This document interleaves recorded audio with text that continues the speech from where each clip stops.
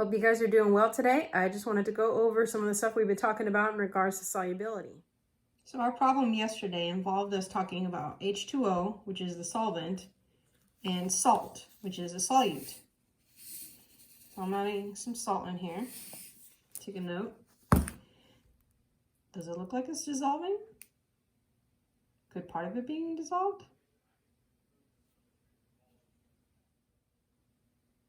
Does it look like it's been dissolved? Maybe some of it? Let's take a look. So you've got the NaCl molecules that creates, as most of you put, an ionic bond. That's the one that's being dissolved. So in this case, you would say that NaCl is soluble. So the Na, or I guess if you take a look, you have an H2O molecule. That's water. H is positive, O is negative. So if you remember the law of electrical charges, you have a negative charge, you have a positive charge. Opposites attract. So the Cl's would be pulled to H plus. The Na, which is a positive, would be pulled to an O minus.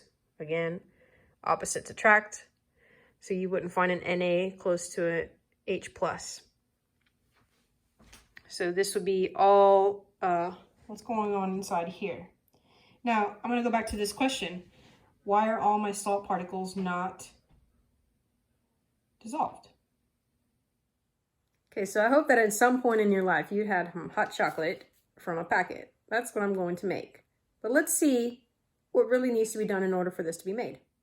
Now, I posed the question online of what the directions would be to make the perfect hot chocolate. In here, I've got a white mug. I made it as light as possible so that you can see the reaction, right? And I've got my cocoa powder. So this is actually cool water. Let's see what happens when I dump my cocoa powder in cool water.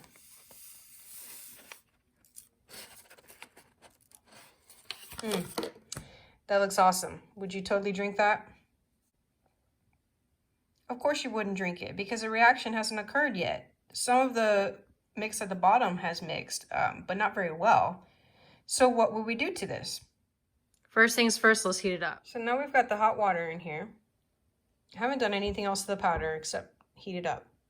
Is it ready? Can I drink it? Probably not. We're missing a step. What should we do? The spoon. Smells good, right?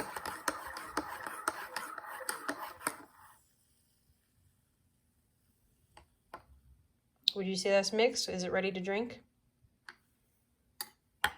Now, some of you would argue, no, you're missing sugar. So let's take another look. Should I put a sugar cube or a granulated piece of sugar? Powdered sugar, small pieces of sugar. Some of you may also choose to put marshmallows. Think about this. Would you rather put a giant marshmallow or mini marshmallows? And why? So what we're doing today is actually talking about reaction rates. We're talking about different methods to make the reaction actually occur quicker.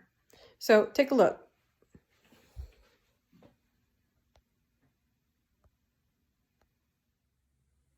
Four methods to increase reaction rate is to heat it. So think about the hot chocolate.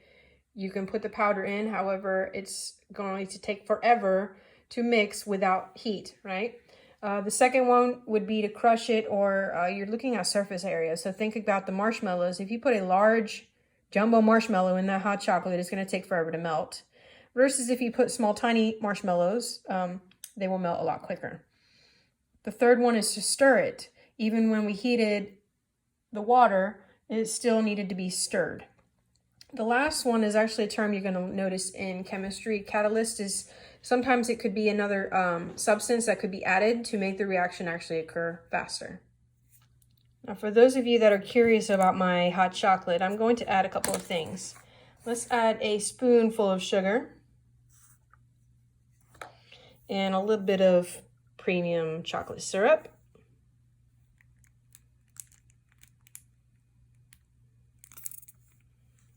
Then we'll mix it again.